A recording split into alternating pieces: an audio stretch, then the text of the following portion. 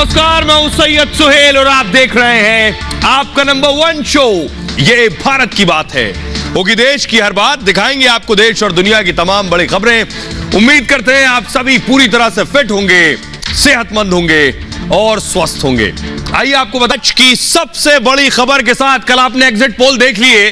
अब exit poll के आगे क्या? एग्जिट पोल ने तनाव और बढ़ा दिया है।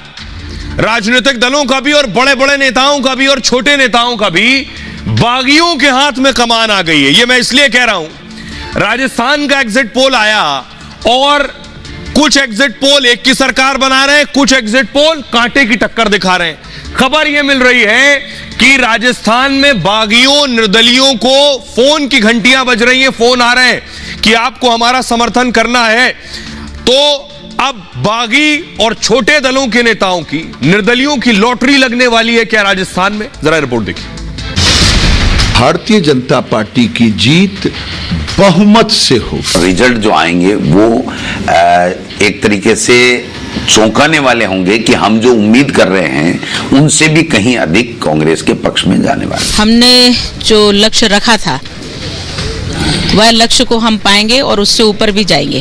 भारतीय जनता पार्टी प्रचंड बहुमत के साथ सरकार में आ रही है कि भारतीय जनता पार्टी की सरकार एक प्रचंड बहुमत के साथ राजस्थान में बन रही है।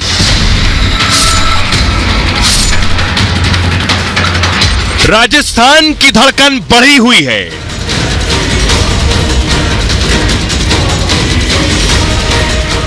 बीजेपी और कांग्रेस का ब्लड प्रेशर भी हाई है, क्योंकि एग्जिट पोल के नतीजों ने दोनों को बीच मझधार में छोड़ दिया है। ऐसे में नतीजों से पहले ही बागी उम्मीदवारों के फोन की घंटियां बजने लगी हैं। निर्दलीय उम्मीदवारों के भाव भी बढ़े हुए हैं। छोटे छोटे दल भी अब दूल्हे के फूफा की तरह चौड़े होकर घूम रहे हैं। ऐसे में राजस्थान में रिजॉर्ट राजनीति ने एक बार फिर दस्तक दे दी है। खबर है कांग्रेस ने बेंगलुरु में रिजॉर्ट भी बुक कर लिया है ताकि उनके विधायक बीजेपी के साथ न चले जाएं। तो रिसोर्ट बेंगलोर में जो मेरे को पक्की सूचना है वो बुक करा लिए हैं और लोगों को वहाँ इकट्ठा कर रहे हैं। वो खाली करना पड़ेगा 3 तारीख को ही। बेंगलोर में रिसोर्ट बुक है, मेरे पास तो ऐसी कोई सूचना नहीं है। अब ये तो डॉक्टर साहब के पास है, तो डॉक्टर साहब ही बता सकते। दरअसल 2018 के बाद भी ऐसा ही देखने को मिला था। तब कांग्रेस अपनी पार्टी में भगदड़ को रोकने के लिए अपने विधायकों को रिजॉर्ट में छुपाए घूम रही थी और तब किसी तरह से अशोक गहलोत की सरकार 5 साल तक चल पाई थी। अब आपको बताऊं कि राजस्थान में जैसा आपने सुना, नेता कह रहे हैं रिजॉर्ट बुक हो गए हैं, यानी जैसे ही नतीजे आए या नतीजे आने से पहले ही इन सब को फिर कैद कर लिया जाएगा। यानी विधायक फिर रिजॉर्ट में होंगे। क्यों रिजॉर्ट वाली स्थिति पैदा हो रही है? वजह यह, कल जो एग्जिट पोल आए, अगर आप देखिए ध्यान से राजस्थान के एग्जिट पोल, ऊंट किस करवट बैठेगा ये पता ही नहीं चला। लग ऐसे रहा ऊंट ऐसे गुजर जाएगा क्या? अब ऊंट को अपनी अपनी करवट बिठाने के लिए क्या कर रहे हैं सियासतदान? अब ये जरा ध्यान से देखिए, ये रिपब्लिक और मैट्रिक्स का एग्जिट पोल जो बीजेपी को बहुमत दे रहा है 115 से 130 सीट और इधर 65 से 75। लेकिन यहां आपको देखना बहुत जरूरी है, 12 से 19 निर्दलीय हैं। इसका सीधा सीधा मतलब कि इनकी भूमिका बहुत इंपॉर्टेंट होने वाली है, क्योंकि यहां कुछ सीटें भी आगे पीछे हो गई। क्यों? क्योंकि दूसरे एग्जिट पोल यही इशारा कर रहे हैं। अगला दूसरा पोल मैं आपको दिखाऊंगा, पोल 1 देखिए जरा। अब पोल 1 ने टेंशन बढ़ा दी है। पोल 1 में बाजी पलट गई, 80 से 90 है बीजेपी को और 90 से 104 है। यहां कांटे की लड़ाई है। यहां अगर मैं सही बताऊं कि 2 इधर और 4 उधर हुई तो सबसे ज्यादा बल्ले बल्ले किसकी होगी? निर्दलियों की। इसलिए इनके फोन की घंटियां बज रही हैं। इसलिए अब सबको ये अच्छे लग रहे हैं, सब चाह रहे हैं कि हमारे पाले में आ जाओ। पोल 2 देखिए जरा। पोल 2 में आपको दिखाता हूं पोल 2 क्या कह रहा है। फिर देखिए फंसा दिया इसने। 80 बीजेपी, 80 से 100 और 86 से 106 कांग्रेस। अब यहां दिक्कत ये, यहां कौन अब सरकार बनवा सकता है? यहां भी सरकार बनवाने की स्थिति में निर्दलीय आ सकते हैं। कांग्रेस को 106 मिल रही है, यानी सरकार बन सकती है, लेकिन 6 उधर और 4 इधर हुई तो फिर यही माई बाप होंगे। पोल 3 देखिए जरा। पोल 3 की स्थिति क्या है? यहां देखिए उल्टा गेम है। यहां इनकी सरकार बनती नजर आ रही है और ये एज पर है। सरकार बनाने के लिए 101 चाहिए और यहां 4-6 इधर उधर हुई तो फिर यही किंग मेकर बन जाएंगे। इसलिए सब इन्हें फोन कर रहे हैं। पोल 4 देखिए जरा, पोल 4 में देखिए क्या स्थिति है। 105, 95, यानी यही गाड़ी अटकी हुई है। इसलिए सबसे ज्यादा टेंशन राजस्थान में है। और किसकी लॉटरी लग गई है? निर्दलियों की। इनकी बल्ले बल्ले हो रही है। अब मैं आपको दिखाऊं यही वजह है क्या। अशोक गहलोत साहब एग्जिट पोल आने से ठीक पहले राज्यपाल से मिलने के लिए पहुंचे। तस्वीर आप देख रहे हैं। अशोक गहलोत राज्यपाल कलराज मिश्र से मिलने पहुंचे। क्यों पहुंचे कोई नहीं जानता। उन्होंने कहा कि सार्थक बातचीत करनी थी किसी मसले पर, इसलिए मैं मिलने गया था। अब मैं आपको बताऊं कि आखिर इस वक्त राजस्थान में क्या हो रहा है। एग्जिट पोल आने के बाद प्रेशर कम नहीं हुआ, प्रेशर और बढ़ गया है। हुआ क्या है, इधर गहलोत साहब के हाथ में फोन देख रहे हैं, इधर वसुंधरा जी के हाथ में फोन है। राजस्थान में कांग्रेस बीजेपी में सीधी टक्कर है, लेकिन नई सरकार को लेकर सस्पेंस और बढ़ गया है। 5 से लेकर 20 सीटों पर अन्य के जीतने के आसार है। अन्य यानी इंडिपेंडेंट, निर्दलीय। अब सवाल यह है कि यही अहम भूमिका निभाएंगे क्या राजस्थान में सरकार पर, क्योंकि कांग्रेस बीजेपी में बागियों की भी तादाद बहुत ज्यादा है। बागियों के भी वारे न्यारे हो रहे हैं। लगभग 60 सीटों पर बागियों ने हलचल मचा रखी है। ऐसे में सियासी पार्टियों ने मोर्चेबंदी बढ़ा दी है। दोनों तरफ से निर्दलियों को साधने की कोशिश हो रही है। इसलिए छोटे छोटे दलों के भाव आसमान छू रहे हैं इस वक्त। बीजेपी से शुरुआत करूंगा। बीजेपी की तरफ से वसुंधरा राजे ने कमान संभाल ली है। बीजेपी के 32 बागी उम्मीदवार मैदान में हैं। इनमें कई के जीतने की प्रबल संभावना है। वसुंधरा ने इनके लिए गेम प्लान बनाया है। दरअसल इनमें कई वसुंधरा समर्थक भी हैं जिनके खिलाफ उन्होंने प्रचार नहीं किया था। यह बहुत इंपॉर्टेंट बात है। बागी थे, वसुंधरा समर्थक थे, वसुंधरा ने उनके खिलाफ प्रचार नहीं किया। इनमें कई बड़े सियासी नाम भी शामिल हैं, जैसे यूनुस खान, चंद्रपाल सिंह, कैलाश मेघवाल, अनीता सिंह नगर, भवानी सिंह रजावत। ये वो नाम है। इन सब के जीतने की संभावना है। इसलिए वसुंधरा ने उनके खिलाफ कैंपेन नहीं किया। यह कहा जाता है वसुंधरा इन्हें अपने पाले में लाने में जुटी हैं। वसुंधरा कई निर्दलियों को भी साधने में लगी हुई है, जिनके जीतने की संभावना काफी ज्यादा है। इनमें छोटे दल के उम्मीदवार भी शामिल हैं। अब अशोक गहलोत भी खाली नहीं है, खामोश नहीं है। क्या कर रहे हैं? अशोक गहलोत भी इस रेस में आगे रहना चाहते हैं। कांग्रेस के 22 बागी उम्मीदवार चुनाव मैदान में थे। इनके कई कैंडिडेट की जीतने की संभावना है। इनमें ज्यादातर अशोक गहलोत के करीबी है। गहलोत ने भी इनके खिलाफ प्रचार नहीं किया। कहते हैं इनके इशारे पर ही बागी मैदान में आए थे। ऐसे में जो बागी जीतेगा वो आएगा फाइनली गहलोत जी के पास ही। अशोक गहलोत ने 2018 में भी यही रणनीति बनाई थी ताकि कांग्रेस को बहुमत ना मिले, पायलट सीएम ना बने, इसकी भी तैयारी थी। 2018 में ऐसा ही हुआ, कांग्रेस को बहुमत नहीं मिला। ऐसे में गहलोत समर्थक बागी गहलोत के साथ आ गए। सचिन पायलट की जगह अशोक गहलोत मुख्यमंत्री बन गए। सचिन पायलट फिर देखते रह गए। अब जो स्थिति है राजस्थान में, आप समझिए सिर्फ फोन की घंटी नहीं बज रही है, होटल रिजॉर्ट भी बुक हो गए। वहां तो ये कल्चर और संस्कृति है राजस्थान। जरा सुनिए। तो रिसोर्ट बेंगलोर में जो मेरे को पक्की सूचना है वो बुक करा लिए हैं और लोगों को वहाँ इकट्ठा कर रहे हैं। वो खाली करना पड़ेगा 3 तारीख को ही। पक्का सूत्र कांग्रेस का ही, उससे मेरी रात को जानकारी मिली कि वो बाड़ाबंदी कर रहे हैं। हॉर्स ट्रेडिंग भी करेंगे। वो संभावना है हॉर्स ट्रेडिंग की? हाँ, बिल्कुल संभावना है कि कुछ 10-5 लोग निर्दलीय और कुछ विभिन्न दलों से जीत के आएंगे, उनको इकट्ठा कर सकते। लेकिन वो स्थिति निर्मूल रहेगी क्योंकि भारतीय जनता पार्टी को इतना प्रचंड बहुमत मिल जाएगा, उसकी हॉर्स ट्रेडिंग की आवश्यकता नहीं होगी और बेंगलोर के रिसोर्ट 3 तारीख को खाली हो जाएंगे। बेंगलोर में रिसोर्ट बुक हो, मेरे पास तो ऐसी कोई सूचना नहीं है। अब ये तो डॉक्टर साहब के पास है, तो डॉक्टर साहब ही बता सकते। आप अशोक गहलोत जी हो या बीजेपी हो, यदि दोनों 100 के नजदीक होंगे तो बीजेपी कांग्रेस दोनों ही कोशिश करेगी। हॉर्स ट्रेडिंग की कहाँ जरूरत है? तो एमएलए लेने की, हर आदमी राज बनाने की कोशिश करता है, चाहे वो अशोक गहलोत हो चाहे कोई और हो। तो सभी करेंगे, गहलोत साहब हो चाहे बीजेपी वाले हो।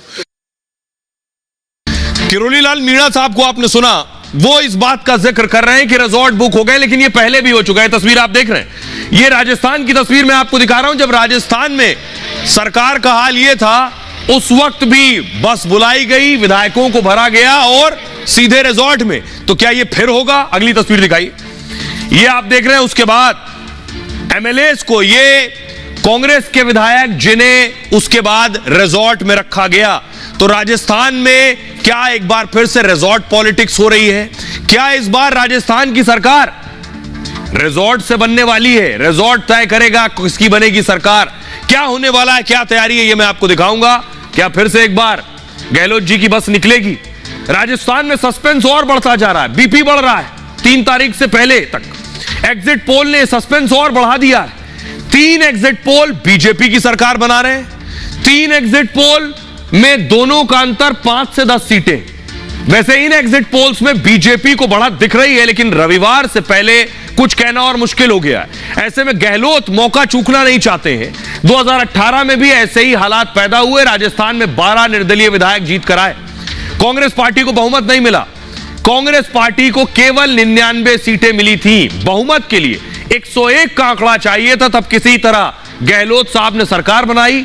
बीएसपी समेत कई निर्दलियों ने अशोक गहलोत का समर्थन किया, लेकिन मार्जिन इतना कम था कि कई बार बगावत हुई। पार्टी में टूट का खतरा था, विधायकों को छिपाना पड़ गया। गहलोत ने विधायकों को रिजॉर्ट में ले जाकर रखा। किसी तरह इनकी सरकार 5 साल तक चल पाई। एक बार फिर वही हालात पैदा होते दिख रहे हैं। खबर है कि रिजॉर्ट राजनीति फिर होने वाली है। बीजेपी ने कांग्रेस पर इसका आरोप भी लगा दिया है। कांग्रेस ने इससे इनकार भी नहीं किया है। इस बीच गहलोत राज्यपाल से मिले हैं। इसकी जानकारी खुद अशोक गहलोत ने दी है। सोशल मीडिया पर लिखा है, राज्यपाल से मैंने शिष्टाचार भेंट की है। इस दौरान प्रदेश के महत्वपूर्ण विषयों पर सार्थक चर्चा हुई है। ऐसे में आखिर राज्यपाल से उन्होंने क्या चर्चा की, और वो भी 3 दिसंबर की काउंटिंग से ठीक पहले। माना जा रहा है कि वो राज्यपाल को खुश करना चाहते थे ताकि जरूरत पड़े तो उन्हें इसका फायदा मिल सके, लेकिन विपक्ष उनकी सियासत पर हमलावर है। आइए अब आपको सुनवाता हूं, सुनिए जरा जो राजस्थान के हालात बने एग्जिट पोल के बाद, उस पर क्या कह रही है कांग्रेस और क्या कहना है बीजेपी का। राजस्थान में भारी बहुमत के साथ में कांग्रेस के पक्ष में मतदान हुआ है, और रिजल्ट जो आएंगे वो एक तरीके से चौंकाने वाले होंगे कि हम जो उम्मीद कर रहे हैं उनसे भी कहीं अधिक कांग्रेस के पक्ष में जाने वाले हैं। कि भारतीय जनता पार्टी की सरकार एक प्रचंड बहुमत के साथ राजस्थान में बन रही है। 1-2 दिन के लिए और उन्हें खुश रहने दीजिए। वैसे भी वो अपने एक वायुमंडल के अंदर रहते हैं, खुद ही की सुनते हैं, खुद ही को देखते हैं शायद, क्योंकि इस धरातल से वो कटे हुए हैं।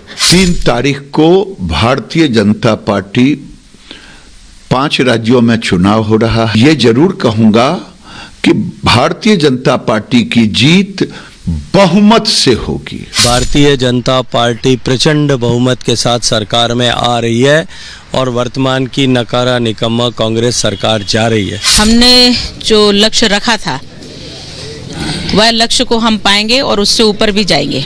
जनता ने काम को देख करके विश्वास किया है, और हम हमारा जो लक्ष्य था 150 का लक्ष्य, हम उसको काफी आगे जा करके पा रहे हैं। उनके चेहरे पर चमक देखी है, भाजपा और मोदी जी के प्रति विश्वास देखा है,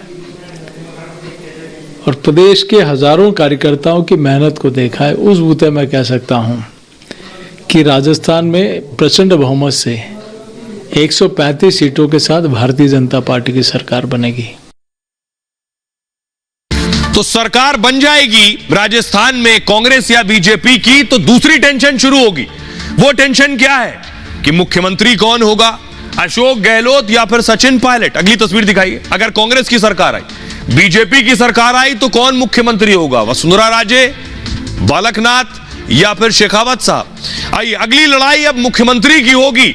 यानी तनाव और ज्यादा बढ़ गया है और दोहरा तनाव है। पहले तो सरकार बनानी है, और सरकार बन गई तो मुख्यमंत्री बनना है। तो शुरुआत इधर से करूंगा। राजस्थान में बीजेपी आगे है, और ज्यादातर एग्जिट पोल बीजेपी के साथ हैं। बीजेपी को 44% वोट मिलने का अनुमान है, और कांग्रेस को 39%, 39%।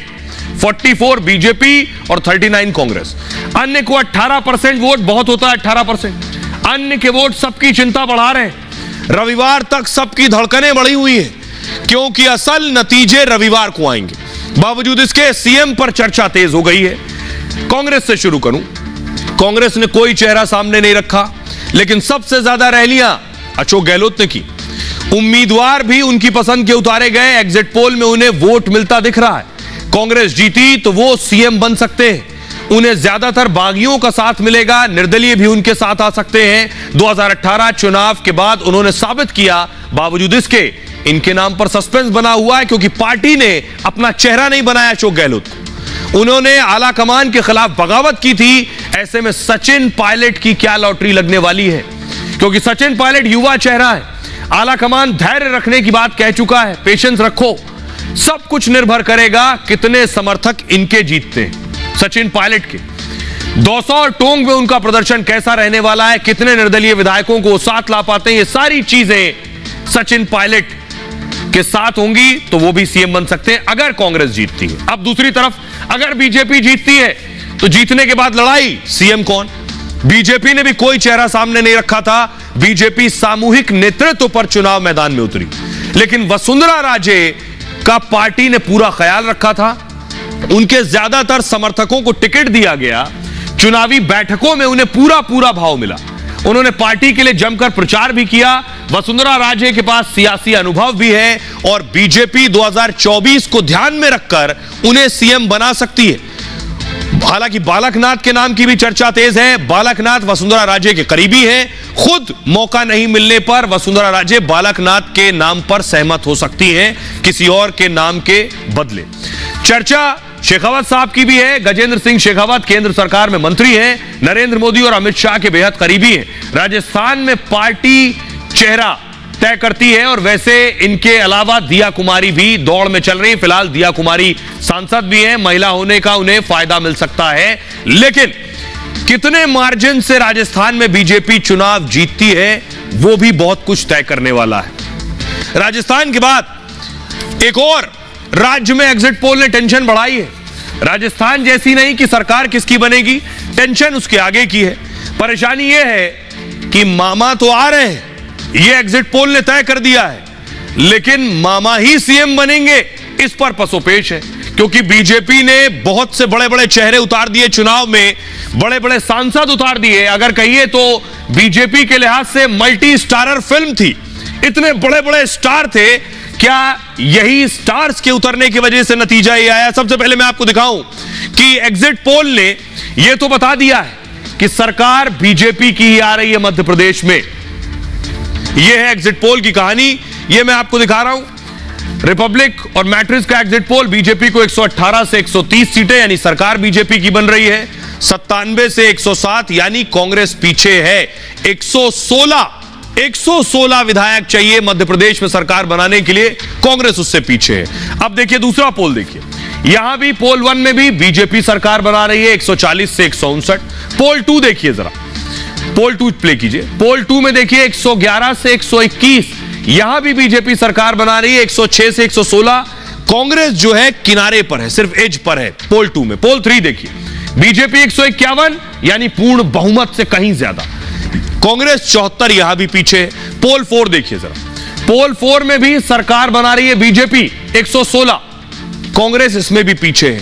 यानी 4 से 5 और 6 एग्जिट पोल जो इशारा कर रहे हैं वो ये कह रहे हैं कि सरकार तो बीजेपी की बनने वाली है। सुनिए जरा शिवराज सिंह चौहान क्या कह रहे हैं और कमलनाथ क्या कह रहे हैं। लाडली लक्ष्मी से लेकर लाडली बहना तक का महिला सशक्तिकरण का एक लंबा सफर है, जिसने बहनों के हृदय में एक अलग स्थान भारतीय जनता पार्टी के लिए बनाया। और चाहे हमने पीएम किसान सम्मान निधि में सीएम किसान सम्मान निधि या कल्याण योजना की राशि जोड़ी हो या अन्य बहुत सी योजनाएं, ये उन्हीं को ढंग से नीचे पहुंचाने का परिणाम है कि भारतीय जनता पार्टी फिर शानदार बहुमत प्राप्त करने जा रही है। 5वीं बार शिवराज जी फिर से कमान संभालने वाले हैं। भारतीय जनता पार्टी जिंदाबाद। 5वीं बार शिवराज जी फिर से कमान संभालने वाले हैं। भारतीय जनता पार्टी जिंदाबाद। 5वीं बार शिवराज जी फिर से कमान संभालने वाले हैं। भारतीय जनता पार्टी जिंदाबाद। कांग्रेस के सभी कार्यकर्ता पूरी ताकत से मैदान में आ जाएं। भाजपा चुनाव हार चुकी है। कुछ एग्जिट पोल जानबूझकर इसीलिए बनाए गए हैं कि कांग्रेस कार्यकर्ता निराश हुए और झूठा माहौल दिखाकर अधिकारियों पर दबाव बनाया जाए। कांग्रेस के सभी पदाधिकारी, जिला अध्यक्ष, जिला प्रभारी, मोर्चा संगठन के प्रमुख और प्रकोष्ठों के पदाधिकारी अपने अपने काम में जुट जाएं और निष्पक्ष मतगणना कराएं। हम सब जीत के लिए तैयार हैं, हम सब एकजुट हैं। तो कमलनाथ और शिवराज सिंह चौहान को आपने सुन लिया। अब सवाल यह है कि मध्य प्रदेश में कौन बनेगा सीएम। बीजेपी कांग्रेस की बात छोड़ दीजिए, बीजेपी को एग्जिट पोल दे रहे हैं बहुमत, तो यहां भी अलग लड़ाई है मुख्यमंत्री की कुर्सी की। मध्य प्रदेश में बीजेपी आगे है, सारे एग्जिट पोल यही कह रहे हैं। 3 एग्जिट पोल 150 के करीब सीट दे रहे हैं बीजेपी को। बीजेपी के लिए भी अप्रत्याशित है, उन्हें भी यकीन करना बेशक मुश्किल होगा 150 पार। कांग्रेस 41% के आसपास सिमट रही है, मतलब है एमपी में बीजेपी आ रही है। सवाल है मुख्यमंत्री कौन बनेगा। फिलहाल शिवराज सिंह मुख्यमंत्री हैं, पार्टी ने इन्हें सीएम का चेहरा नहीं बनाया था, बीजेपी ने किसी को भी आगे नहीं रखा है। ऐसे में शिवराज सिंह चौहान की लॉटरी लग सकती है, क्योंकि शिवराज ने कड़ी मेहनत की है, चुनाव में 150 से ज्यादा रैलियां की हैं, चेहरा घोषित ना होने पर भी नाराजगी नहीं दिखाई, चुनाव के बाद भी सब कुछ पार्टी पर छोड़ दिया है। शिवराज सिंह चौहान सबसे अनुभवी नेता भी हैं। शिवराज पिछड़ी जाति से भी आते हैं, 2024 में उपयोगी साबित हो सकते हैं। तो हो सकता है 24 चुनाव तक शिवराज ही सीएम रहे, या मध्य प्रदेश में भी सीटों का मार्जिन कितना है वो मुख्यमंत्री तय करेगा। हो सकता है 24 के बाद किसी और को मुख्यमंत्री बना दिया जाए। अगला नाम है प्रहलाद पटेल का। प्रहलाद पटेल भी इस दौड़ में है। पटेल पिछड़ी जाति से आते हैं और प्रहलाद पटेल गैर विवादास्पद नेता भी हैं। पटेल नरेंद्र मोदी सरकार में इस वक्त मंत्री हैं और अटल बिहारी वाजपेयी सरकार में भी मंत्री रह चुके हैं। शिवराज नहीं बने तो इनकी लॉटरी भी लग सकती है, क्योंकि जातीय राजनीति की काट का अहम चेहरा है। अगला नाम है तोमर साहब का, नरेंद्र सिंह तोमर अगला चेहरा हो सकते हैं बीजेपी का। संगठन पर भी तोमर साहब की अच्छी पकड़ है। तोमर मोदी और शाह की भी पसंद है। फिलहाल केंद्र सरकार में मंत्री है। अब नाम है कैलाश विजयवर्गीय का। विजयवर्गीय साहब जरूर खुद ये चाहते रहे, कई रैलियों में उन्होंने इस तरह की बातें की। कैलाश विजयवर्गीय चर्चा में भी हैं, महासचिव भी हैं बीजेपी के, और विजयवर्गीय 6 बार से विधायक चुने गए। शिवराज सिंह सरकार में मंत्री भी रह चुके हैं, हालांकि विजयवर्गीय दौड़ में सबसे पीछे हैं। अब आपको सुनवाता हूं, सुनिए जरा क्या कुछ कह रहे हैं इस मामले में मंत्री ज्योतिरादित्य सिंधिया, प्रमोद तिवारी कांग्रेस के नेता, और यूपी के deputy CM Keshav Prasad Maurya. Bharatiya Janata party की सरकार जनता के आशीर्वाद से मध्य प्रदेश में बनने जा रही है। अब हम लोग 48 घंटे के लिए इंतजार। हम 4 राज्यों में, छत्तीसगढ़, मध्य प्रदेश, राजस्थान, तेलंगाना में अपने बूते पे सरकार बनाने जा रहा है। मिजोरम में हमारे बगैर कोई सरकार नहीं बनती, तो गठबंधन के साथ सरकार बनेगी। मैं इस मामले में बहुत अस्पष्ट हूं और ये मेरे अपने अनुभव पर आधारित है। भारतीय जनता पार्टी 3 राज्यों में निश्चित तौर से सरकार बना रही है। एग्जिट पोल और एक्चुअल रिजल्ट जो है उसके बीच का अंतर, जो हम लोगों को फीडबैक है पार्टी का, कार्यकर्ताओं का, वह फीडबैक यही है कि हमारी सरकार मध्य प्रदेश में, राजस्थान में, छत्तीसगढ़ में बनने जा रही है। अब 5 राज्यों के जो चुनाव के परिणाम आएंगे, जो आबो हवा चल रही है, उससे लगता है मोदी मैजिक खत्म होने की स्थिति में है। तो भारतीय जनता पार्टी अब आत्ममंथन करे कि भ्रमजाल पैदा कर करके राजनीति में आप लंबी राजनीति की दूरी नहीं तय कर सकते। निश्चित तौर से जो जनता का जनादेश है, वो जनता का जनादेश जो है वो हमेशा सर माथे पे रहता है, वेट एंड वॉच। मेरा मानना है कि जो लोग जो है वो जुगाड़ के गठबंधन से जनादेश के को जो है वो हाईजेक करने की कोशिश कर रहे हैं, वो सफल नहीं हो। आइए राजस्थान और मध्य प्रदेश के बाद आपको लिए चलते हैं उत्तर प्रदेश। उत्तर प्रदेश में विधानसभा में आज अखिलेश बनाम योगी हो गया, फिर ठन गई। योगी ने खरी खरी सुनाई और शेरो शायरी के साथ, लेकिन उससे पहले दिखाऊं आपको, ये उन मजदूर भाइयों को आप देख रहे हैं जो यूपी पहुंचे, योगी आदित्यनाथ से मिले। ये वो तस्वीरें आप देख रहे हैं। योगी आदित्यनाथ ने उनका हालचाल भी लिया है, उनसे पूछा भी कि सुरंग में कैसे रह रहे थे, 17 दिन कैसे गुजारे। सबने अपनी आप बीती बताई है, कैसे रहे, किस स्थिति में रहे। अगली तस्वीर दिखाइए जरा। योगी आदित्यनाथ ने देखिए सबको सम्मानित किया, सबको बुलाकर सम्मानित किया, शॉल दिया, और सिर्फ सम्मानित नहीं किया योगी आदित्यनाथ ने मजदूर भाइयों को गिफ्ट दिया है और गिफ्ट में उन्हें घर दिया है। देखिए रिपोर्ट।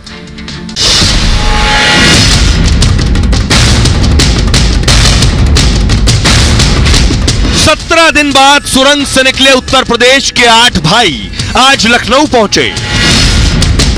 सीएम योगी ने सभी भाइयों का स्वागत किया। योगी ने सभी को तोहफा भी दिया। सीएम योगी ने 8 भाइयों से उनकी 17 दिन की कहानी सुनी। सुरंग में कैसे वक्त बिताया, मुश्किल वक्त में कैसे एक दूसरे के साथ काम आए। और मैं सर जब वहां पर गया तो मेरे सामने सर वो सर मलबा आ रहा है सर, तो मुझे थोड़ा सा जगह मिला जाने के लिए, लेकिन जब मैं थोड़ा सा, मेरा एक सर असिस्टेंट था, बंगाल का था सर, और उसको बोला कि मैं ट्राई करता हूं, मैं जाके बाहर इन्फॉर्म कर दूंगा तो सभी लोग आ जाएंगे। जब मैं सर थोड़ा जाने की कोशिश किया और सर आने लगा तो फिर मेरा हिम्मत टूट गया सर। सीएम योगी ने 8 भाइयों को घर के लिए जमीन देने का वादा किया है। योगी की दरियादिली देखकर मजदूरों के चेहरे खिल उठे। और जो भी चीजें सर खाने पीने से संबंधित जो पाइपलाइन से सर आ जाए उसको भी देखना है सर, वो बंद ना होने, तो ऑक्सीजन बंद तो हम लोग का जीवन बंद हो जाएगा सर। तो वहां पर जब खाने पीने की सामग्री आने लगी और बाहर से काम चलने लगा तो सर हम लोग को सर हौसला हो गया कि अब हम लोग बाहर निकल जाएंगे सर। उत्तरकाशी की सुरंग में 41 भाइयों को 17 दिन बाद जब सुरंग से निकाला गया तो पूरे देश ने खुशी मनाई। अब योगी सरकार ने उनको आशियाना देकर बड़ा दिल दिखाया है। तो बेशक मजदूर भाई योगी का तोहफा पाकर बहुत खुश हैं, लेकिन योगी आदित्यनाथ उसके बाद विधानसभा पहुंचे। उत्तर प्रदेश में विधानसभा सत्र का आज आखिरी दिन था अनुपूरक बजट के बाद, और कैसे अखिलेश यादव और योगी आदित्यनाथ आमने सामने आ गए। अखिलेश यादव ने योगी सरकार पर सवाल उठाए, राज्य की स्थिति पर सवाल उठाए, तो योगी ने हर सवाल का जवाब बराबर से दिया। अखिलेश ने कहा जातीय जनगणना पर सरकार चुप क्यों है, पिछड़ा और दलितों की स्थिति पर जवाब नहीं देती है, सरकार 65% बजट खर्च नहीं कर पाई है, सरकार 1 ट्रिलियन इकोनॉमी की बात करती है, पैसा खर्च नहीं होगा फिर यह संभव कैसे होगा, सरकार ने स्मार्ट सिटी का सपना दिखाया था, सरकार जानती है वो स्मार्ट सिटी नहीं बना पाएगी, सरकार के वादे आधे अधूरे हैं, राजधानी लखनऊ की सड़कों में गड्ढे, सरकारी अस्पतालों की हालत बदतर हो गई है, गरीबों को निजी अस्पताल में जाना पड़ रहा। अब बारी थी योगी की। योगी ने कहा जाति इनके लिए झुंझुना है, जब इनकी सरकार थी तब कुछ नहीं किया, भ्रष्टाचार करके हक पर डकैती डालते थे, भाई भतीजावाद करके हक मारते थे, नेता विरोधी दल पीडीए की बात करते हैं, पीडीए पिछड़ा दलित और अल्पसंख्यक, क्या राजूपाल पीडीए के पार्ट नहीं थे? राजूपाल जिनकी हत्या कराई अतीक ने, उमेश पाल जिनकी हत्या अतीक के बेटे ने करी, क्या वो पीडीए के पार्ट नहीं थे? कांचीराम जी का स्मारक तोड़ने वाले पीडीए की बात कर रहे हैं। हम 1 ट्रिलियन इकोनॉमी के लिए काम कर रहे हैं। 2017 में प्रति व्यक्ति आय 43,000 से बढ़कर अब 83,000 हो गई। नेता विरोधी दल भी इस सच्चाई को जानते हैं। अब जरा सुनिए जरा अखिलेश के जवाब पर योगी ने कैसे पलटवार किया।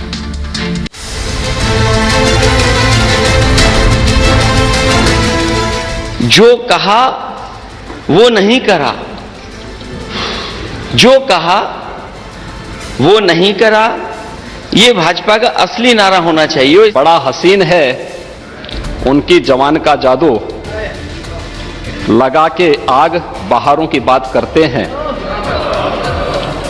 जिन्होंने रात में बेखौफ बस्तियां लूटी वही नसीब के मारों की बात करते हैं। छोड़ो मित्र पुरानी डफली, जीवन में परिवर्तन लाओ, परंपरा से ऊंचे उठकर कुछ तो स्टैंडर्ड बनाओ। ये डबल स्टैंडर्ड सरकार है, दोहरा चरित्र है सरकार का, कहती कुछ है करती कुछ और है, और डींग मारने में तो सबसे आगे है कि हम विश्व गुरु बनकर के $1 ट्रिलियन इकोनॉमी बना लेंगे। उत्तर प्रदेश को आज लोग सम्मान की दृष्टि से देखते हैं। ये बदले हुए प्रदेश का, ये नए उत्तर प्रदेश का, ये नए भारत का वह नया उत्तर प्रदेश है। हाँ, $1 ट्रिलियन की इकोनॉमी बनने की दिशा में हमारी सरकार के द्वारा जो प्रयास प्रारंभ किए गए हैं, हम लोग आज भी अपनी उन बातों को लेकर के पूरी प्रतिबद्धता के साथ कार्य कर रहे हैं। लखनऊ और कानपुर मंडल में सबसे ज्यादा गड्ढा वाली सड़कें आपको दिखाई देंगी। जब लखनऊ में गड्ढा नहीं मुक्त हो पाई हैं तो प्रदेश में क्या उम्मीद करोगे? महोदय 2017 के पहले एक्सप्रेस हाईवे और हाईवे सड़कों की क्या स्थिति थी ये किसी से छुपा हुआ नहीं है। लोग तो क्या कहते थे, जहां से अंधेरा प्रारंभ हो समझ लो उत्तर प्रदेश की सीमा प्रारंभ हो गई सायंकाल। नेता प्रतिपक्ष भी सड़क मार्ग से यात्रा करते हैं बहुत बार। आज उनको भी लगता होगा कि नए भारत के नए उत्तर प्रदेश में जब सड़कों पे चलते होंगे तो उनको भी अच्छा लगता होगा। और खैर शिवपाल जी तो सड़क मार्ग से ही चलते हैं और धन्यवाद देते हैं, कभी कभी बोलते हैं कि बहुत अच्छी सड़क हो गई है, अब अच्छी सड़क हो गई है। और कहते हैं कि मुझे सपोर्ट, तो कहते हैं बेचारे कि मुझे सपोर्ट नहीं किया गया, नहीं तो मैं भी ऐसे चाहता था लेकिन मुझे सपोर्ट नहीं किया। मैंने कहा भी जब बचपन में ही गलत राह दिखाने का काम आपने किया है तो अब भाई आप लगाएंगे बबूल का पेड़ तो आम कहां से आएगा। हमारी टीम में, मैं कोट कर रहा हूं कि हमारी टीम में हिंदू मुसलमान दोनों हैं। दोनों के बिना यह काम संभव नहीं था कि 41 लोगों की जान बचा पाते हम लोग। कोई अकेले ये काम कर करके शायद जान न बचा पाता। ये डबल इंजन की सरकार है, बिना भेदभाव के कार्य करती है और इन सभी श्रमिकों के हितों के लिए पहले ही सरकार संवेदनशील है और आगे भी सरकार उसी संवेदनशीलता के साथ कार्य करेगी। और उसी के साथ आज हम लोगों ने वहां पे उन लोगों के लिए वहां पे काम किया। तो योगी ने अखिलेश यादव को शायराना अंदाज में और कविताओं के साथ जवाब दिया। खबरों में आगे बढ़ते हैं। आज की एक और बड़ी खबर है और बड़ी दिलचस्प खबर है। आतंकी पन्नू के साथ अमेरिका आकर खड़ा हो गया। जैसा कि आप जानते हैं, ये खालिस्तानी आतंकी विदेशों में छुपे थे, भारत के खिलाफ साजिश रचते थे, इन सबको ठोक दिया गया। इनको कोई आया और मारकर चला गया। उसके बाद कनाडा की सरकार परेशान हो गई, कौन मार गया है। अगली तस्वीर दिखाइए जरा। अगला नंबर था पन्नू का। पूरा इंतजाम हो गया था, काम तमाम होने वाला था। ये वही पन्नू है जो आतंकी घोषित है, भारत में मोस्ट वांटेड है, भारत के खिलाफ साजिश रचता है, धमकियां देता है, हाई कमीशन पर प्रोटेस्ट करता है, झंडा उतार देता है, भारतीय झंडे का अपमान करता है। इसको मारा जाने वाला था अमेरिका में, कोई आकर ठोकने वाला था। अगली तस्वीर दिखाऊं मैं आपको। प्रधानमंत्री का काफिला रोका गया था, आपको याद होगा, पंजाब में। इस काफिले को रोके जाने के पीछे, पीएम की सुरक्षा में सेंध के पीछे भी पन्नू ने खुद का हाथ बताया था। ऐसा शख्स है ये। अगली तस्वीर दिखाइए। और ऐसे आतंकी के साथ अमेरिका आकर खड़ा हो गया। आपको बताऊंगा कैसे। पहले आपको बताता हूं पन्नू को दरअसल मारने की कहां तैयारी थी और किसने तैयारी की थी, ये बताऊं। पन्नू दरअसल अमेरिका में रहता है और ये आप देख रहे हैं, यहां खालिस्तानी पन्नू का मर्डर प्लान बनाया गया। अमेरिका से ही भारत विरोधी ये बयान देता है, कई हिंदुओं को भी कई बार धमकी दे चुका है। अमेरिका के मुताबिक पन्नू की हत्या की साजिश थी। अमेरिका के वॉशिंगटन में इसका दफ्तर है पन्नू का। न्यूयॉर्क के ऑफिस से भड़काऊ बयान देता है और वहीं से ये सारी साजिशें रचता और वहीं इसको निपटाने की पूरी तैयारी थी। अब जरा देखिए, पन्नू का काम तमाम होने ही वाला था, लेकिन बीच में अमेरिका आ गया। ये रिपोर्ट देखिए जरा।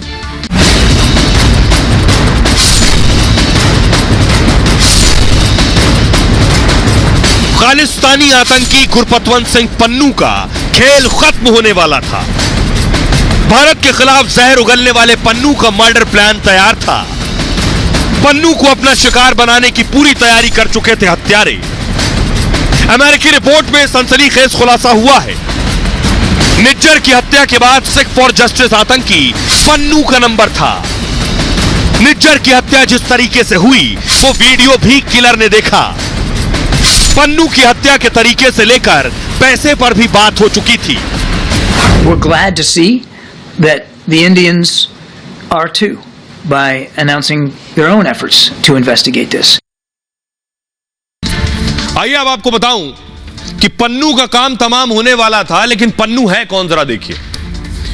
भारत का मोस्ट वांटेड है, सिख फॉर जस्टिस का संस्थापक है पन्नू।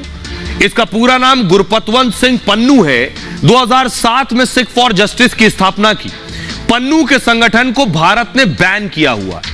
गुरपतवंत सिंह पन्नू को भी आतंकी घोषित किया इंडिया ने। पंजाब को खालिस्तान बनाने के लिए इसने जनमत संग्रह कराया। भारत और हिंदुओं के खिलाफ विवादित बयान देता है। 2020 में गृह मंत्रालय ने इसे आतंकवादी घोषित किया। सोचिए, भारत ने इसे आतंकी घोषित किया। विदेशी धरती से आतंकी वारदात की साजिश रचता है। देश विरोधी खालिस्तान आंदोलन में शामिल है। पंजाब को अस्थिर करने की साजिश रचता है।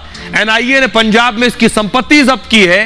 पन्नू पर लगभग 1 दर्जन केस हैं। देशद्रोह के भी कई मामले चल रहे हैं और ऐसे शख्स के साथ अमेरिका खड़ा हो गया, क्योंकि पन्नू को जो ठोकने वाला था अमेरिका ने उसे पकड़ लिया। उसे पकड़ने के बाद उसके खिलाफ चार्जशीट फाइल की है। सोचिए, यह है चार्जशीट। एक भारतीय मूल का शख्स जिसका नाम है निखिल गुप्ता, वो पन्नू को मरवाने वाला था, उसके खिलाफ चार्जशीट आ गई है। अमेरिका सोचिए पन्नू के साथ खड़ा हो गया। अब मैं आपको बताता हूं पन्नू को निपटाने की तैयारी कैसे थी, और अब अमेरिका भारत पर आरोप लगा रहा है कि भारत मरवाने जा रहा था पन्नू को। पहले आपको बताऊं पन्नू को मारने की तैयारी कैसे थी। यह पन्नू, इसके लिए बाकायदा सुपारी दी गई थी, लाखों रुपए की सुपारी। मई 2023 में पन्नू के मर्डर के प्लान का दावा है। अमेरिका न्याय विभाग की रिपोर्ट में खुलासा हुआ है निखिल गुप्ता नाम के शख्स ने सुपारी दी। रिपोर्ट में निखिल गुप्ता को भारतीय बताया गया है, लेकिन जिसकी हत्या होनी है उसका नाम नहीं बताया गया। मीडिया रिपोर्ट के मुताबिक खालिस्तानी आतंकी पन्नू की हत्या का प्लान था। निखिल गुप्ता ने अमेरिका में पन्नू की हत्या का प्लान तैयार किया। सबसे पहले उसने अमेरिका में कॉन्ट्रैक्ट किलर को तलाशा और उन्हें कॉन्ट्रैक्ट दिया। मई 2023 में उसने मारने की तरीके पर चर्चा की कि पन्नू को निपटाना कैसे है। साथ ही पन्नू की हत्या की कीमत भी तय कर दी गई। कीमत कितनी थी? $1 लाख, यानी 83 लाख में डील फाइनल हुई।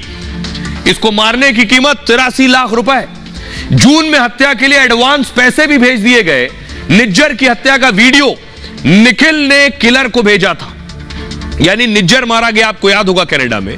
निज्जर की हत्या पर कनाडा ने आरोप लगाया भारत पर, और निखिल ने वही वीडियो भेजा था इन सुपारी किलर्स को भी पन्नू को मारने। साथ में लिखा ये अच्छी खबर है, इंतजार की अब जरूरत नहीं है।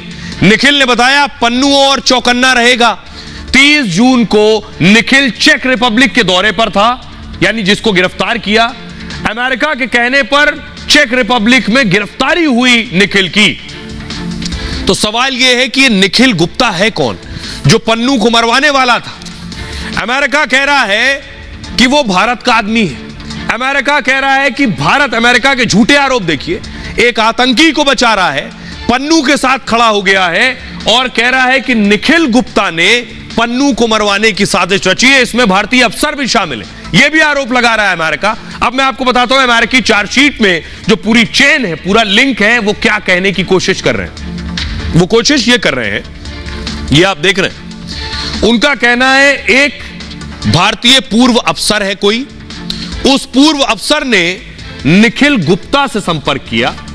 निखिल गुप्ता से संपर्क किया पन्नू को मरवाने के लिए। निखिल गुप्ता ने पकड़ा एक कॉन्ट्रैक्ट किलर, और ये जो कॉन्ट्रैक्ट किलर है, ये कॉन्ट्रैक्ट किलर जाकर मिला अंडर कवर एजेंट से, यानी अमेरिका ने निखिल गुप्ता को फंसाने के लिए अपना ही अंडर कवर एजेंट लगाया, और कॉन्ट्रैक्ट किलर ने अंडर कवर एजेंट से निखिल गुप्ता को मिलवाया, और इससे पूरा पर्दाफाश हो गया जिसे मारना था पन्नू को। अमेरिका ने पन्नू की हत्या को लेकर गुमराह किया है। दरअसल रिपोर्ट में एक भारतीय अफसर का जिक्र है, जो सबसे पहले आप इधर देख रहे हैं, जिसका नाम है CC1, लेकिन भारतीय अफसर का नाम नहीं बताया।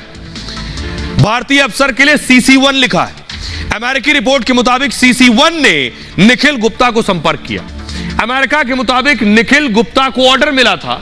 दावे के मुताबिक पूर्व अफसर ने निखिल से संपर्क किया। हत्या के तरीके को से लेकर पैसों पर बात पक्की हो गई। मर्डर के लिए पहली किस्त भेजी जा चुकी थी, लेकिन जिसे हत्या के लिए हायर किया गया वो अमेरिकी एजेंट निकला। दावा है कि इसी के बाद आतंकी पन्नू बाल बाल बच गया। अमेरिका के अंडर कवर एजेंट को हत्या की सुपारी मिली थी। अंडर कवर एजेंट ने अमेरिकी अधिकारियों को इसकी जानकारी दी। इसके बाद अधिकारियों ने मामले की शुरुआती जांच की। निखिल गुप्ता के रिकॉर्ड खंगाले गए। निखिल को चेक रिपब्लिक से गिरफ्तार किया गया।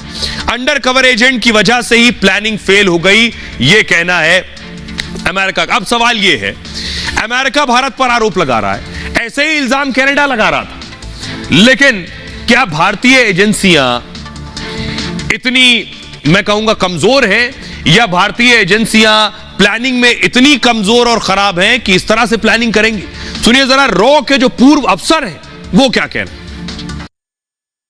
ये लोगों को मारता है दूसरी कंट्री में जाकर के और कहता है कि हमारे नेशनल सिक्योरिटी के इंटरेस्ट हैं, और इसी तरीके से उसने उसामा बिन लादेन को मारा था पाकिस्तान में यूएस कमांडो भेज करके, और दूसरी तरफ अमेरिका नेशनल सिक्योरिटी के नाम पे अपनी फोर्सेस को दूसरी कंट्री के अंदर भेजता है, चाहे इराक हो, चाहे सीरिया हो, चाहे लीबिया हो, चाहे अफगानिस्तान हो या वियतनाम हो। लेकिन जब भी पाकिस्तान के अंदर आर्मी कंट्रोल करती थी तो यूएस उसको सपोर्ट करता था। ये है यूएस के डबल स्टैंडर्ड्स। इसी तरीके से वो किसी को भी मार सकते हैं, कहीं भी मार सकते हैं, लेकिन जब एक टेररिस्ट गुरपतवंत सिंह पन्नू, एक खालिस्तानी टेररिस्ट, वो थ्रेट करता है कि वो एयर इंडिया का प्लेन को उड़ा देगा, तो यूएस कुछ नहीं बोलता, लेकिन वो कहता है और इंडिया को वार्न करता है कि पन्नू एक यूएस सिटीजन है और अगर उसको कोई हार्म पहुंचा तो ये अच्छा नहीं होगा। ये वक्त की बात है कि ये अमेरिका भी उनके समर्थन में आएगा और बाकी भी, आपको मालूम है कि फाइव आइज इंटेलिजेंस, जिसमें कि अमेरिका का CIA, ब्रिटिश का MI5 और ऑस्ट्रेलिया की इंटेलिजेंस एजेंसी, कनाडा की इंटेलिजेंस और न्यूजीलैंड की इंटेलिजेंस एजेंसी, इनमें केवल सहयोग ही नहीं है, इनमें इनकी गठजोड़ है, तो ये एक दूसरे के समर्थन में आएंगे। लेकिन सबसे चौंकाने वाली बात है और सबसे दुखद बात है, जिस पर हमको गौर करना चाहिए कि ये वक्तव्य और इस तरह का रवैया तब देखने को मिल रहा है जबकि पन्नू ने एक खुला दहशत गर्दी वाला एक धमकी दिया भारत को, भारतवासियों को, कि आप एयर इंडिया पर आप ट्रैवल ना करें, यात्रा ना करें, वरना आपकी जान खतरे में है। अब आप बताइए कि इससे खुला धमकी क्या हो सकता है और इससे बड़ा दहशतगर्दी का उदाहरण क्या हो सकता है। बेशक अमेरिका कुछ भी कहे, लेकिन इस वक्त वो आतंकी पन्नू के साथ खड़ा है जो भारत में आतंकी है। लेकिन सोचिए, अमेरिका के लिए सब आतंकी थे, अमेरिका ने सबको मार दिया। ना उसामा बचा, ना बगदादी बचा और ना सद्दाम बचा। वॉर क्राइम का आरोप लगाया था। अब सोचिए, अमेरिका किसी को भी कहीं भी घुसकर मारता है, अपना आतंकी समझता है। भारत के आतंकी को पाल कर बैठा है, जो भारत में मोस्ट वांटेड है उसकी पैरवी कर रहा है, उसके साथ आकर खड़ा हुआ है। तो अमेरिका ने जो आरोप भारत पर लगाए, भारत ने इसका जवाब दिया है। देखिए, कनाडा के बाद अमेरिका का यह सनसनीखेज आरोप है। निज्जर की हत्या में कनाडा ने भारत पर आरोप लगाए थे और भारत ने इस पर कनाडा को करारा जवाब दिया था। भारत ने कनाडा से सबूत देने की मांग की थी, आज तक कोई सबूत नहीं आया। अमेरिका के आरोप पर विदेश मंत्रालय का जवाब आया। भारत सरकार ने इसे दोनों देशों के लिए चिंता का विषय बताया है। भारत सरकार ने जरूरी कदम उठाने के निर्देश दिए। कनाडा की तरह भारत अमेरिका रिश्तों में टेंशन नहीं है। उनका कहना है अमेरिका ने भारत के जांच के आदेश की तारीफ की है। सुनिए, अब मैं आपको सुनवाता हूं भारतीय विदेश मंत्रालय के प्रवक्ता अरिंदम बागची साहब क्या कह रहे हैं और अमेरिका के विदेश मंत्री एंटनी ब्लिंकन ने भारत के कदम का स्वागत किया। दोनों को सुनिए। Of course, such inputs very seriously, and a high-level inquiry committee has been constituted to look into all the relevant aspects of the matter. The government announced today that it was conducting an investigation, and that's good and appropriate, and we look forward to seeing the results. और आइए खबरों में आगे बढ़ते हैं। आज की एक और बड़ी खबर है, प्रधानमंत्री नरेंद्र मोदी दुबई पहुंच गए और उसके बाद दुबई में उनका ग्रैंड वेलकम हुआ। मोदी तस्वीर में आपको दिखा रहा हूं, ये प्रधानमंत्री नरेंद्र मोदी जिस वक्त दुबई की सरजमी पर उतरे, ये वो तस्वीर आप देख रहे हैं। और उनका स्वागत करने के लिए वहां जो प्रतिनिधि मौजूद थे उनकी भी तस्वीर दिखाऊंगा। अगली तस्वीर दिखाई जरा, ये आप देख रहे हैं, वहां फुल स्क्रीन लीजिए, बोहरा समुदाय के लोग प्रधानमंत्री नरेंद्र मोदी का वेलकम कर रहे थे।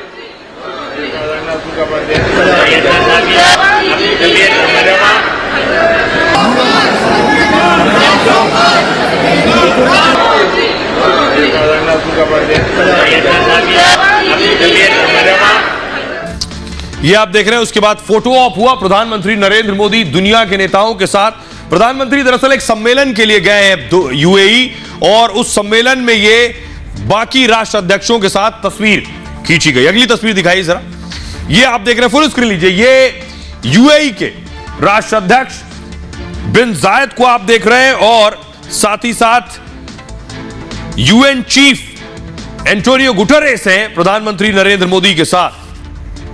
अब एक और तस्वीर दिखाने जा रहा हूं। इटली की पीएम भी वहां मौजूद थी। यह तस्वीर देखिए, यह मेलोनी है जो भारत भी आई थी G20 समिट के दौरान। फुल स्क्रीन लीजिए इसे। प्रधानमंत्री नरेंद्र मोदी इटली की पीएम से भी मिले, उनसे भी मुलाकात की। G20 की जब समिट हुई भारत में, उसमें प्रधानमंत्री उस दौर में मेलोनी से मिले भी और उन्हें लेकर भी गए, भारत की संस्कृति से भी रूबरू कराया था।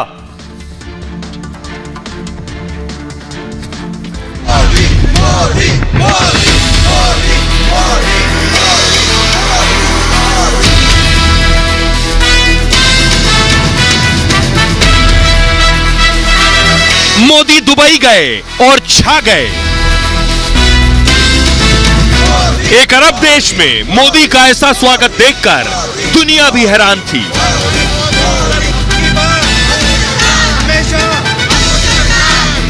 मुस्लिम मुल्क मोदी के नारों से गूंज उठा। यूएई के राष्ट्रपति ने बाहें खोलकर मोदी का स्वागत किया, तो ब्रिटेन के पीएम सुनक और इटली की प्रधानमंत्री मेलोनी समेत ग्लोबल लीडर गर्मजोशी से मोदी से मिल रहे थे और उनके साथ अपनी करीबी, अपनी दोस्ती दिखाने की कोशिश कर रहे थे। स्वागत और मुलाकात के बाद पर्यावरण पर शुरू हुई मोदी की बात। यूएई में मोदी बोल रहे थे और पूरी दुनिया उन्हें सुन रही थी। मोदी ने नाम लिए बिना अमीर देशों पर जमकर निशाना साधा और कहा कि कुछ देशों के किए की कीमत पूरी दुनिया चुका रही है। ग्लोबल साउथ के तमाम देशों की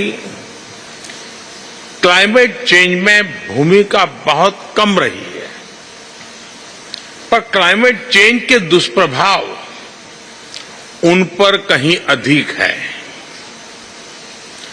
संसाधनों की कमी के बावजूद ये देश क्लाइमेट एक्शन के लिए प्रतिबद्ध है। दुबई में मोदी ने जलवायु से लेकर जंग तक पर बात की और भारत की बढ़ती ताकत का एहसास कराया। ग्लोबल मंच से मोदी ने ऐलान कर दिया कि G20 के बाद अब क्लाइमेट समिट के लिए भी हिंदुस्तान तैयार है। आज मोदी जी को देख करके ऐसा लगा अहो भाग्य धन्य हो गए। आज यूएई में 20 साल से रह रहे हैं, लेकिन फिर भी ऐसा लगा कि अपना कोई इस देश में आया है और मोदी जी जिससे जितना उनका प्रशंसा की जाए उतना कम है। पूरी दुनिया में भारत का नाम रोशन करने वाला भारत का हीरा है। हमें बहुत अच्छा लग रहा है उनसे मिलके। हम यहाँ पे इंडियन लेडीज एसोसिएशन में हैं, जहाँ पे वुमेन एम्पावरमेंट को बहुत वुमेन्स को एम्पावरमेंट के लिए बहुत ज़्यादा प्रोत्साहित किया जाता है। And we are always thank to Modi ji to for their visit to the Abu Dhabi. इतना टाइम हम लोग को दिया, जितना कार्यक्रम यहाँ पर हुआ वो सब देखकर हम स्टूडेंट्स बहुत खुश हैं अभी, और इसी तरह से उम्मीद करते हैं कि हमारे प्राइम मिनिस्टर नरेंद्र मोदी रहेंगे हमेशा। मोदी जैसे जो लीडर है उनकी देश को नहीं पूरे जग को जरूरत है। बहुत अच्छा लगा कि मोदी जी आए, उन्होंने हम सबसे हाथ मिलाया और he is a global leader and हमें बहुत खुशी हुई उनसे मिलकर। आइए अब आपको बताता हूं कि प्रधानमंत्री मोदी और यूएई के साथ रिश्ते कैसे बेहतर हुए। दोनों देशों के बीच संबंध हर साल दर साल बेहतर हो रहे हैं। अब किस स्तर तक पहुंच चुके हैं ये देखिए जरा। पीएम बनने के बाद मोदी का एक छठा यूएई दौरा है। मोदी मुस्लिम देशों के साथ संबंध मजबूत करना चाहते हैं। दावा है इसलिए वो सऊदी अरब और यूएई का दौरा करते हैं। दावा है कि इसलिए वो सऊदी अरब और यूएई जाते हैं और मोदी के दौरे और उनकी रणनीति का काफी असर भी हुआ। यूएई मोदी और भारत की बात को पूरी अहमियत देता है। मोदी को सबसे बड़ा सम्मान ऑर्डर ऑफ जायद दे चुका है। हर बार पूरी गर्मजोशी से मोदी का स्वागत होता है। मतलब यूएई जैसा देश भारत का मजबूत साथी बन गया है। यूएई भारत का तीसरा सबसे बड़ा व्यापारिक साझेदार है। दोनों देशों के बीच 6 लाख करोड़ रुपए से ज्यादा का कारोबार है। वो भारत को तेल देने वाला चौथा सबसे बड़ा देश है। जिन अरब देशों से पाकिस्तान करीबी होने का दावा करता है, उनमें यूएई समेत कई देश अब भारत को अच्छा दोस्त मानते हैं। यूएई किसी भी मुद्दे पर भारत के खिलाफ बोलने से बचता है। पाकिस्तान कश्मीर मुद्दे पर यूएई का दखल चाहता था, लेकिन यूएई कश्मीर के खिलाफ भी बोलने से बचता है क्योंकि भारत अब उसका मजबूत दोस्त और साझेदार है। आपको याद होगा प्रधानमंत्री मोदी 2015 में यूएई गए थे। सुनिए जरा, जब पहली बार गए तो क्या कहा पीएम मोदी ने। दुनिया का कोई भी राजनेता मोदी से जब हाथ मिलाता है ना, तब उसे मोदी नहीं दिखता है, उसे 125 करोड़ हिंदुस्तानी दिखाई देते हैं।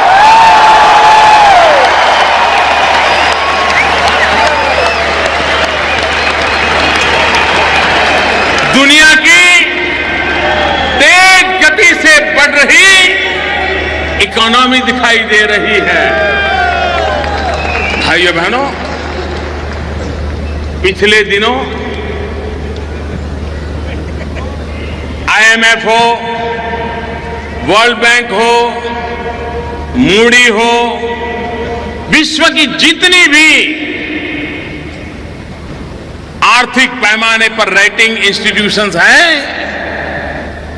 सब किसी ने एक स्वर से कहा है कि आज दुनिया में बड़े देशों में सबसे तेज गति से अगर आर्थिक सुधार हो रहा है, तेज गति से ग्रोथ हो रहा है, तो उस देश का नाम है, उस देश का नाम है, मुझे बताइए सीना तन जाएगा नहीं तन जाएगा, माथा ऊंचा होगा कि नहीं होगा। रही खबरों में आगे बढ़ते हैं। आज की दूसरी खबर है, सीधे आपको कश्मीर लिए चलते हैं। घाटी में माहौल बिगाड़ने की साजिश हो रही है। दरअसल ईश निंदा को लेकर कश्मीर में विरोध प्रदर्शन हो रहा है। पूरे राज्य के कॉलेज में तनाव की स्थिति है। NIT कश्मीर से लेकर कश्मीर यूनिवर्सिटी तक उग्र विरोध हो रहा है। 26 नवंबर को एक छात्र ने सोशल मीडिया पर पोस्ट किया। पोस्ट शेयर करने वाला छात्र NIT कश्मीर में पढ़ता है। छात्र पर पोस्ट में ईश निंदा के आरोप लगे। एक धर्म विशेष के लोगों की भावनाएं आहत हुई। 28 नवंबर को NIT कश्मीर में छात्रों ने जोरदार प्रदर्शन किया। संस्थान के दोनों गेट बंद करके पोस्ट के खिलाफ नारेबाजी की। माहौल बिगड़ता देख NIT प्रशासन ने इंस्टीट्यूट को बंद कर दिया। कैंपस में पुलिस और CRPF को तैनात कर दिया गया। सभी छात्रों से हॉस्टल खाली करा लिया गया है। NIT कश्मीर में 1 महीने की विंटर ब्रेक का ऐलान कर दिया गया। श्रीनगर पुलिस ने मामले में केस दर्ज कर लिया है। आरोपी छात्र के खिलाफ सांप्रदायिक सद्भाव बिगाड़ने को लेकर केस दर्ज किया गया है। साथ ही साथ आरोपी छात्र को इंस्टीट्यूट से सस्पेंड कर दिया गया है। आरोपी छात्र को छुट्टी पर घर भेज दिया गया है। बहरहाल ये भारत की बात है में इतना ही। आप अपना और अपनों का बहुत बहुत ख्याल रखिए। रुक रहे हैं एक छोटे से क्विक हील ब्रेक के लिए।